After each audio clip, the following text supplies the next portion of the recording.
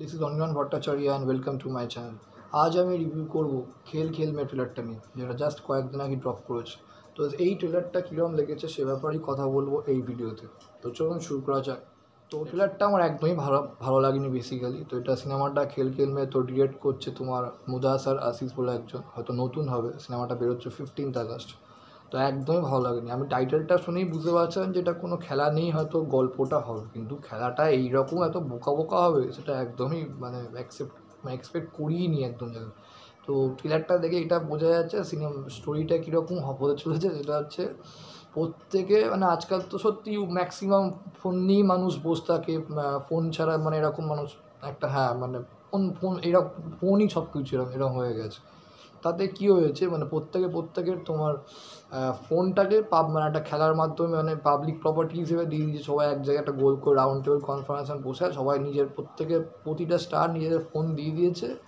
এইবার ফোনের মাধ্যম যতক্ষণ না একটা খেলা শেষ হচ্ছে, প্রত্যেকে ততক্ষণ ওই নিজের ফোন পার্সোনাল মেসেজ তাই সব কিছু চলে আসছে যাকে বলে। আর ওরা কেউ ফোনটা নিচ্ছে না, অ্যাকচুয়ালি মেসেজ বলো, ফোন বলো, কোনো কিছুই সেটা অ্যাকসেপ্ট করতে পারবে না এরকম যতক্ষণ খেলাটা চলবে। এবার যেটা আর একে অপরের নিজস্ব পার্সোনাল সব কিছু বোঝা যাচ্ছে, এক্সপোজার হচ্ছে এবং একে অপরই যাকে বলে ব্যান্ড বাজছে, পরিষ্কার ব্যাপার। এখন তাতে নিজেদের যে বন্ধুত্ব সম্পর্ক, ইয়ারিয়া একটা ভাই ভাই সম্পর্ক, ফ্রেন্ডশিপ যেটা থাকে, সব 12টা বাজছে। তো একদমই খুব বোকা বোকা কনসেপ্ট লেগেছে। আর ঠিক আছে, তাও কমেডি সিনেমা বোঝা যাচ্ছে ট্রেলারতে, কিন্তু কমেডি সেরকমভাবে জমছে না ঠিকঠাক। কিছু কমেডি ডায়লগ ভালো বলবো, স্পেশালি যখন ট্রেলারটা শেষ হচ্ছে আর মনে হচ্ছে ওটাই ক্লাইম্যাক্স। তো যখন তোমার আর ফারদিন খানের যে ডায়লগটা, যে আজকাল সবাই দেখছি, যাকেই দেখি তাকেই ফোন নিয়েই বসে আছে, এটা হচ্ছে গুলামি হচ্ছে যাকে ফোনের সামনে আমরা বসে, এটাকে স্লেভারি যাকে বলে।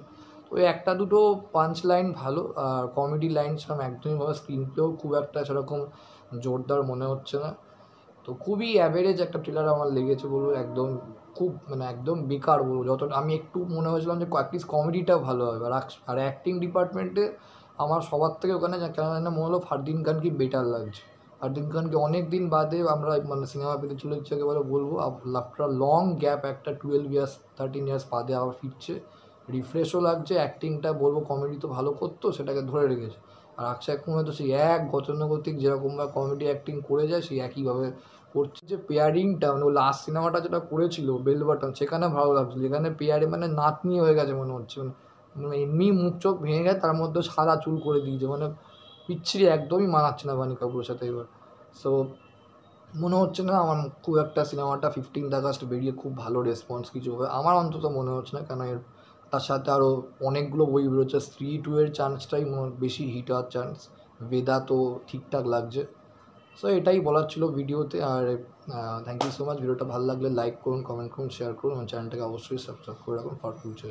Thank you.